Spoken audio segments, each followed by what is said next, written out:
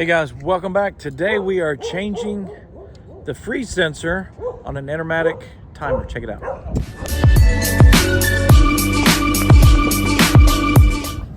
Okay, so here we are. We have an Intermatic timer. This one's a dual timer with freeze. You may have a single timer with freeze, but they're all the same. So this is a replacement sensor. If you want to check to see if it's working,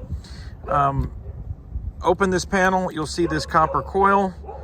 Put some ice cubes on it. It'll click. It should come on. That lets you know that it is working when it freezes. So we're going to open this up and get to this. First thing to do, obviously, kill the power. Okay, I'm going to remove these two screws, pull the faceplate off, then pull this box out. We'll be able to get to this. It's a little bit of work, so just plan for that, but not too hard. Here we go.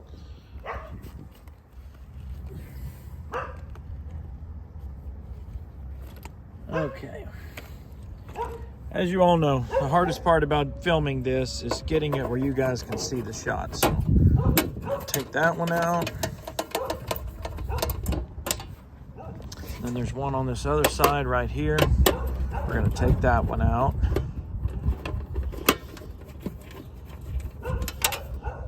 Okay, going to keep the screws there on the bottom. Going to set that panel out of the way. Okay, now this has a screw back here.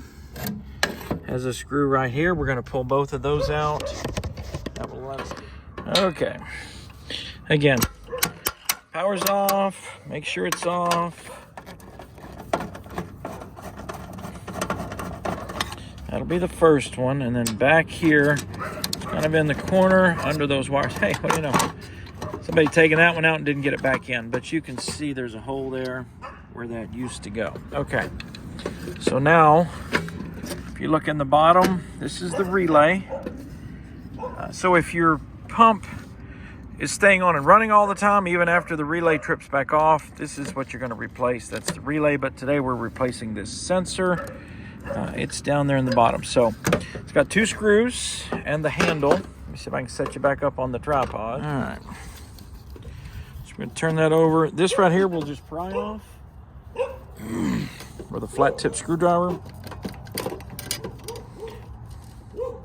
Normally, let's see, come on out there.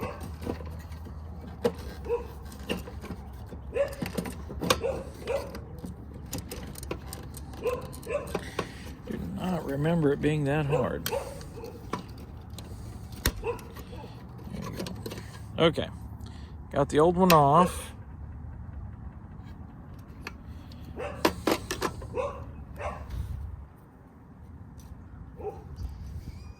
Phillips, we're going to remove these two screws here.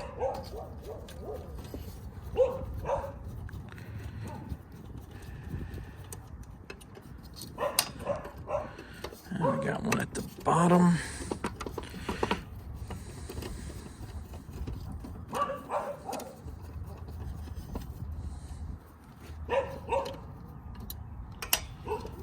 Okay. Now that comes out. Okay, there's two wires on the bottom. Okay, now all this is a switch that closes them, so it doesn't matter which way they go, but we're going to pull them off and put it back the same way. I come up with a better camera stand. This is crazy. Okay, first thing I'm going to do is pull the knob off of this. It only goes one way. There's a notch here in the back, which lines up with this little notch right here to tell you where the handle goes, okay? That's easy. And this, the one I've got came with screws, at least one. So we'll replace that also. Okay, so I'm just gonna line it up just like this one and move the wires over on the back. You can see them here. That's the outer one. This is the inner one.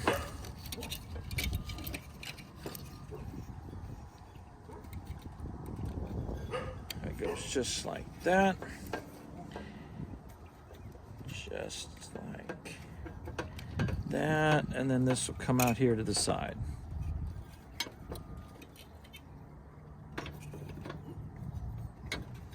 There's a little notch right here.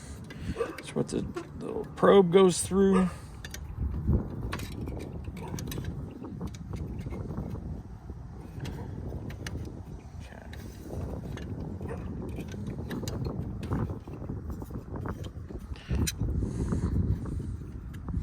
This tells you this is colder and the other way is warmer, so that lets you know you've got it going the right direction. Tells you which way the dial should be facing, so you don't get it in there upside down.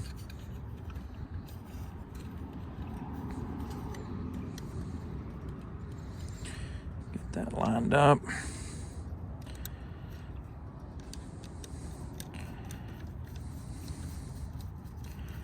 Get that screw started. The other one.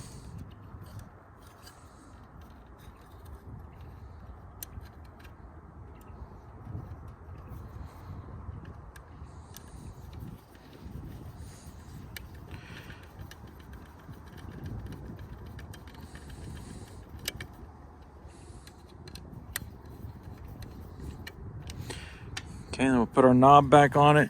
Just remember to line up the little arrow there. So that's off. Well, I said off, okay. So the way this works, it'll come out this side like that. So if you have it up here on 44, that means when the temperature gets to 44, it should activate the freeze.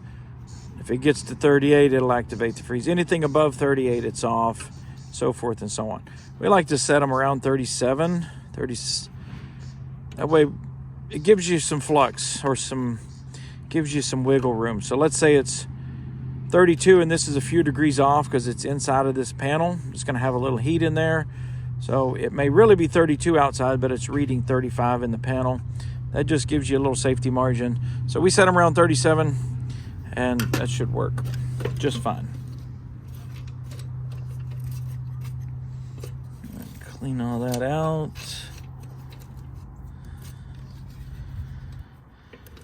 And we'll put that back in place.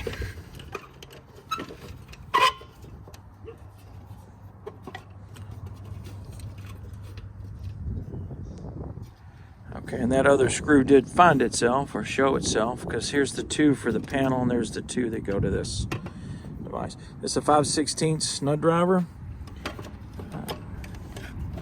What I'm going to do is put the screw through the hole first and put my screwdriver on it. That way I can use it to line it up. Not quite as difficult to work around all those wires.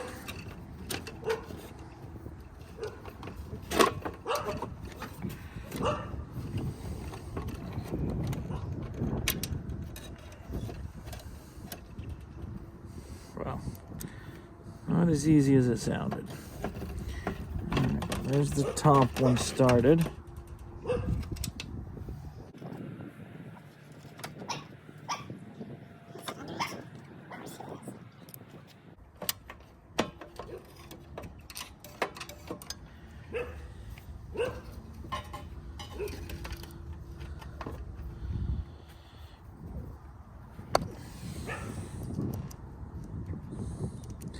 Just hang with me, fellas.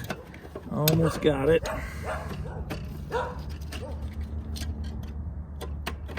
Okay, and there's the second one. So we got both of those. I just want to make sure you don't have any wires pinched, because we do not want to short circuit a wire, cause this whole thing to blow up in our face. It won't blow up. It'll arc. It'll kill the panel, kill the power, and you'll be out of business. Now, whoever wired this up last time, and this may have been part of the problem, they wired it into the bus bar, which I do not know why they did that. Probably just didn't know what they were doing. Saw a loose ground wire there. But at any rate, could have been what caused the failure.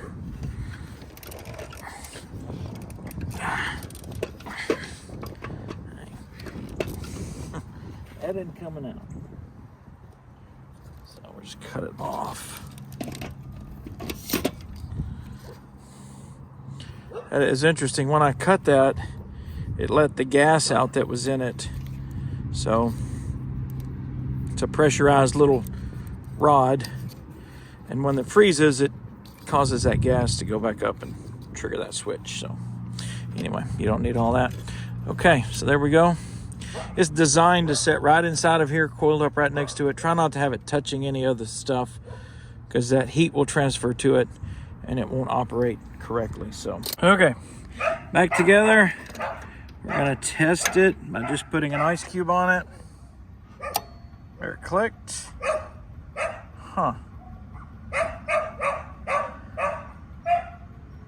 Interesting. So it clicked, but it didn't engage the relay. We're gonna have to fix that. Okay, got the power off. We're gonna take this back apart. Okay. Got that back out. So let's make sure it's wired correctly. So the way this relay works, I can hold it there and get a picture of it. Okay, this is your switch, the trigger. So we got 120 volts coming off of this line. That's always hot. Comes all the way back to the main control. Comes over here. So we have 120 volts going into one side of the switch, and the other side comes around to here. So it's as if this line is connected here, but through the switch. The other line comes off the red terminal, and it goes to the other side. So it's as if the red one, except these are reversed. So the black one goes here and the red one goes here, but it doesn't matter. So this leg goes through the switch, comes here. The other leg is direct wired here. So once the switch is engaged, it sends 240 volts to the coil, which closes the relay, sends wire electricity back out, powers the pumps. So what we've got here is the switch is closing, the relay is not, the coil is not engaging, and it's not closing this circuit. So we're going to replace this relay. Should solve the problem.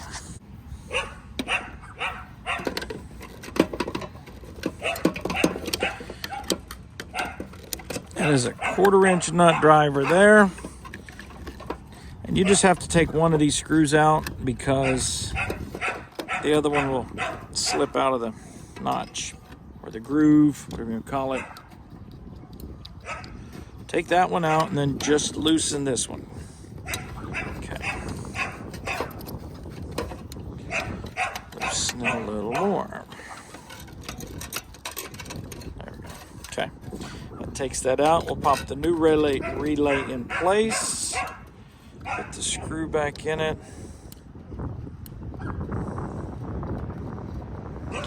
Then it's just going to be a matter of moving the wires. We'll keep them exactly the same.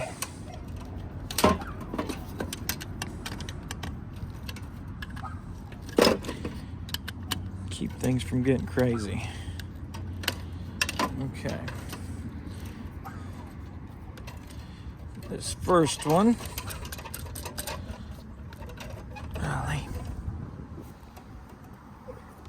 Just don't want to turn loose. The first one will go there. This is the red one behind it. Goes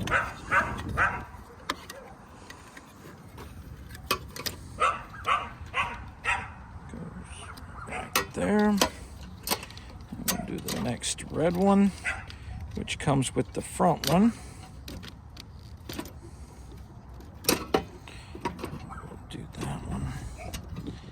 There and there. The next black one. That one goes there. We'll do the next black one.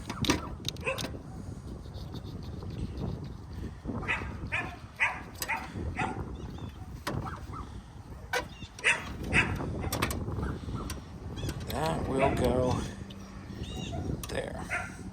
Okay, that was it. Not a whole lot to that. Let's put it back together and we'll test it again.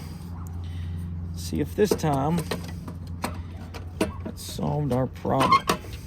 That one there's easy.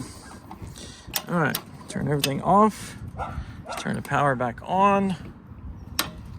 See if our ice is still here. Hasn't completely melted. Maybe enough. There it is. Clicked. Pump came on. We got pressure. Water's moving in the pool.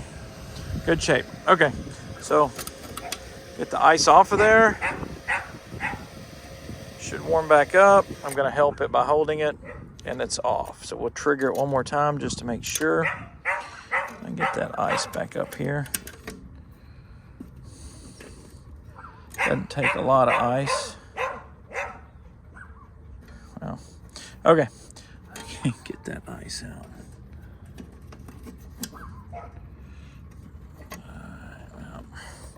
Okay, it's too warm to trigger by itself. I've used all my ice, but we know it works. So be sure you test it. Once you put it back together, get your ice cube, stick on there, make sure it comes on. Take the ice off, make sure it goes off. Should be in good shape.